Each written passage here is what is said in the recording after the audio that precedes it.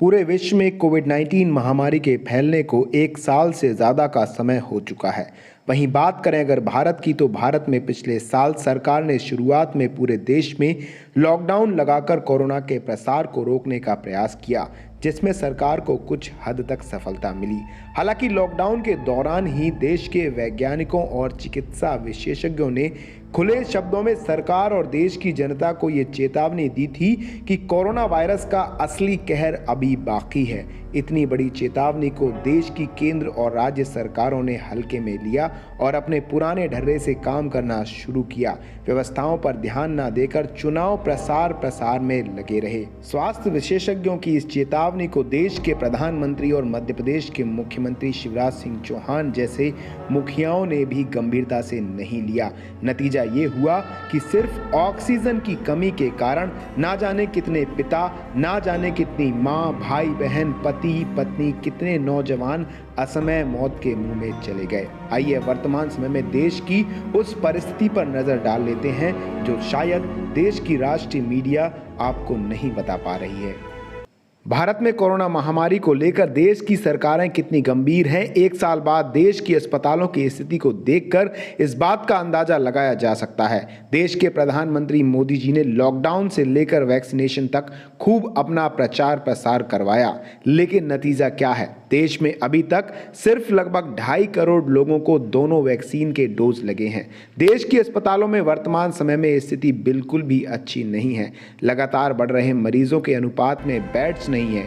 Corona के मरीजों को संजीवनी बूटी का काम करने वाली ऑक्सीजन गैस की लगातार कमी चल रही है। आए दिन मरने वाले नौजवान अपनी अंतिम सांसों में बस यही कहते जा रहे हैं कि अगर अस्पतालों में हमें अच्छा इलाज मिल जाता तो आज हमारे बच्चे अनाथ ना होते, इस तरह से बेमौत हमें इस दुनिया से ना जाना पड़ता।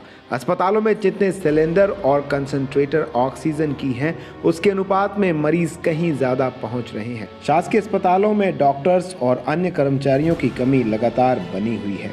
बात करें अगर होशंगाबाद जिले की, तो संभाग का दर्जा प्राप्त होशंगाबाद जिले के शासकीय अस्पताल में एक भी वेंटिलेटर नहीं है। पूरे होशंगाबाद जिले में शासकीय अस्पताल होशंगाबाद में ही सिटी स्कैन की सुविधा है और वहां पर भी कर्मचारियों की कमी के कारण लोगों को अपनी रिपोर्ट लेने में 2-2, 3-3 दिन का इंतजार करना पड़ रहा है। अब ऐसी स्थिति में भी देश और प्रदेश की सरकारों के द्वारा सिर्फ और सिर्फ घोषणाएं ही सुनाई दे रही हैं। देश में कितने ऑक्सीजन के प्लांट लगे और कितने सिलेंडर अस्पतालों में भेजे जा रहे हैं, इस बात का उस मरीज पर कैसे प्रभाव पड़ सकता है जब उसे आवश्यकता पड़ने पर समय पर अस्पतालों में ऑक्सीजन ना मिले, इंजेक्शन लगवाने के लिए उसके पास कोई शासकीय कर्मचारी ना हो। ये सारी स्थिति जिम्मेदारों तक पहुंचना तब और बड़ी मुश्किल हो जाती है जब देश में राष्ट्रीय स्तर की मीडिया इन सब हालातों के पीछे सिस्टम को जिम्मेदार ठहरा रही हो। अब ये सिस्टम क्या है और क्या इसकी जिम्मेदारी है? देश के संविधान में सिस्टम क्या है, क्या इसकी जवाबदारी है, ये हमें नहीं पता। अगर आपको पता हो तो आप कमेंट करके हमें बता सकते हैं। देश में इन सभी परिस्थितियों के अलावा देश के आम जन में कोविड-19 महामारी को लेकर डर बैठ चुका है। यदि एहतियात बरतने के लिए ये डर बैठ जाता है तो अच्छी बात है, लेकिन जब इस डर के कारण लोगों की मानवता ही मरने लगे तब इस डर को सही तरह से परिभाषित ना कर पाने की कमी बेहद खलती है। कोरोना से संक्रमित व्यक्ति की तो बात छोड़िए, सिर्फ यदि किसी मरीज को साधारण बुखार है तब भी लोग उसे छूने से डर रहे हैं। यदि किसी मरीज को हल्का सा भी कोरोना संक्रमण है तो ऐसे व्यक्ति को लोग अस्पताल तक ले जाने में डर रहे हैं। मुंह मांगी कीमत देने के बावजूद भी कार वाला अपनी गाड़ी से एक लाचार, असहाय और बीमार व्यक्ति को अस्पताल तक नहीं ले जा पा रहा है। ऐसी स्थिति में यदि किसी व्यक्ति को साधारण बुखार भी रहे तो वो व्यक्ति अपने घर पर ही मर जाएगा। ये तो स्थिति एक मध्यम वर्गीय परिवार की है। ऐसे में हम कल्पना कर सकते हैं कि हल्का सा भी संक्रमण होने के बाद किसी गरीब व्यक्ति की क्या दशा होती होगी। उसे तो मानो कोरोना के संक्रमण के पहले लोगों का डर ही खा जाए। अपने पिता का दाह संस्कार करना एक बेटे का न सिर्फ सबसे बड़ा कर्तव्य है बल्कि सनातन धर्म में सबसे बड़ा पुण्य का काम भी माना जाता है। कोरोना के डर के कारण एक बेटा अपने बाप को आग देने से डर रहा है। ऐसे बेटे और आम नागरिकों की अपेक्षा किसी के माँ बाप का अंतिम संस्कार करने वाले उन सरकारी अधिकारी कर्मचारियों और छोटे से वेतन पर काम करने वाले उन सफाई कर्मचारियों का स्तर इस कायर और नालायक बेटा से कहीं बढ़ जाता है। भले ही वो ये काम किसी परंपरा बस नहीं बल्कि अपनी ड्यूटी समझकर कर रहे हैं। कुछ लोग अपने बूढ़े माँ बाप को संक्रमण के डर से अपने घरों में क्वारंटाइन तक नहीं कर पा रहे हैं, सिर्फ फोन पर ही हालचाल पूछकर काम चला रहे हैं। अभी पिछले महीने देश के उत्तर प्रदेश राज्य से दिल को झकझोर देने वाली एक खबर आई, जहां सिर्फ बुखार से एक गरीब महिला की मौत हो जाने पर उस महिला के पास गांव का एक भी व्यक्ति तक नहीं जा पाया।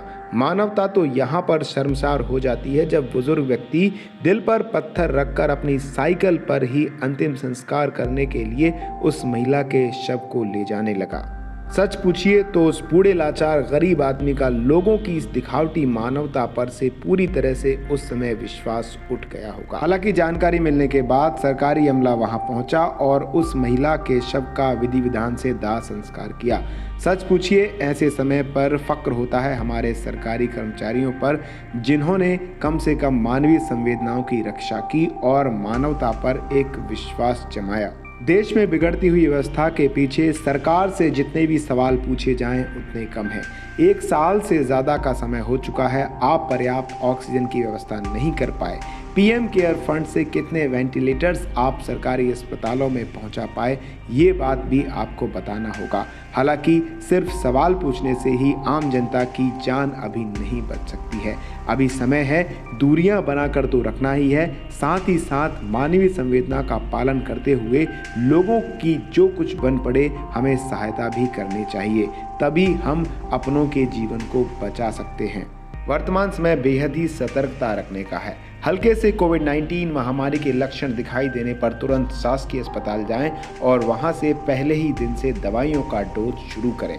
संजय वैष्णव की खास रिपोर्ट।